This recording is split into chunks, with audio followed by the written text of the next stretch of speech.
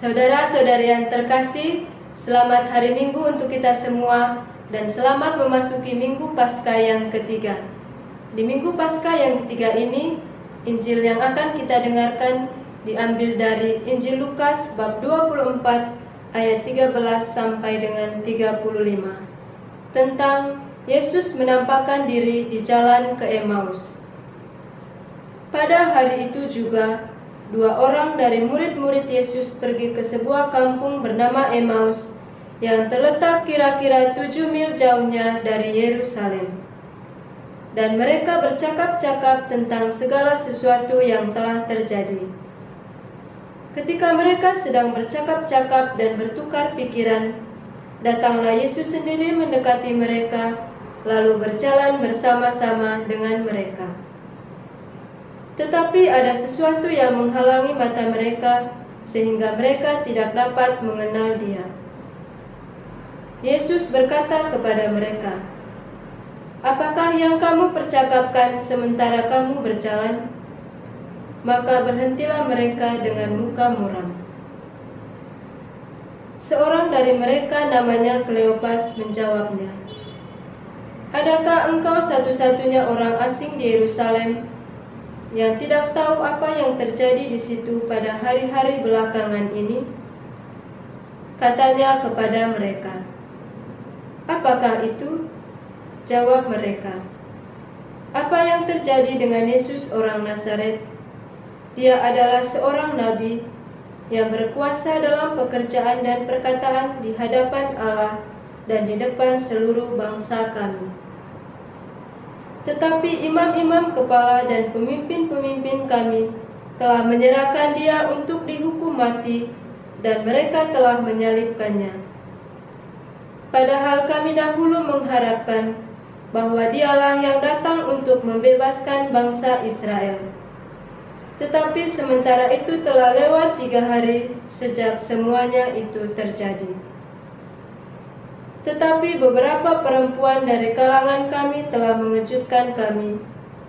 Pagi-pagi buta mereka telah pergi ke kubur dan tidak menemukan mayatnya.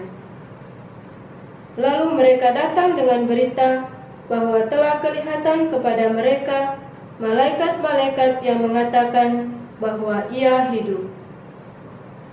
Dan beberapa teman kami telah pergi ke kubur itu dan mendapati bahwa memang benar yang dikatakan perempuan-perempuan itu, tetapi Dia tidak mereka lihat." Lalu Ia berkata kepada mereka, "Hai kamu orang bodoh, betapa lamanya hatimu sehingga kamu tidak percaya segala sesuatu yang telah dikatakan para nabi. Bukankah Mesias harus menderita semuanya itu untuk masuk ke dalam kemuliaannya?" Lalu Ia menjelaskan kepada mereka apa yang tertulis tentang Dia dalam seluruh kitab suci, mulai dari kitab-kitab Musa dan segala kitab nabi-nabi. Mereka mendekati kampung yang mereka tuju, lalu Ia berbuat seolah-olah hendak meneruskan perjalanannya. Tetapi mereka sangat mendesaknya, katanya, "Tinggallah bersama-sama dengan kami, sebab hari telah menjelang malam dan matahari hampir terbenam." Lalu masuklah Ia untuk tinggal bersama-sama dengan mereka. Waktu Ia duduk makan dengan mereka, Ia mengambil roti, mengucap berkat, lalu memecah-mecahkannya dan memberikannya kepada mereka. Ketika itu terbukalah mata mereka, dan mereka pun mengenal Dia, tetapi Ia lenyap dari tengah-tengah mereka. Kata mereka seorang kepada yang lain, "Bukankah hati kita berkobar-kobar ketika Ia berbicara dengan kita di tengah jalan, dan ketika Ia menerangkan kitab suci kepada kita?" Lalu bangunlah mereka dan terus kembali ke Yerusalem. Di situ mereka mendapati ke-11 murid itu. Mereka sedang berkumpul bersama-sama dengan teman-teman mereka. Kata mereka itu, "Sesungguhnya Tuhan telah bangkit dan telah menampakkan diri kepada Simon. Lalu kedua orang itu pun menceritakan apa yang terjadi di tengah jalan dan bagaimana mereka mengenal Dia pada waktu Ia memecah-mecahkan roti. Demikianlah sabda Tuhan. Terpujilah Kristus. Saudara-saudara yang terkasih dalam Kristus, dalam Injil yang telah kita dengar, bahwa ketika Kleopas dan murid lainnya pergi ke Emmaus, Yesus yang telah bangkit tiba-tiba berjalan bersama mereka dan bercakap-cakap dengan mereka. Mereka tidak memiliki firasat atau merasakan bahwa Kristus yang telah bangkitlah yang menyertai mereka. Mengapa? Ini karena fokus mereka bukan pada Kristus yang bangkit, tetapi pada Kristus yang mati di kayu salib.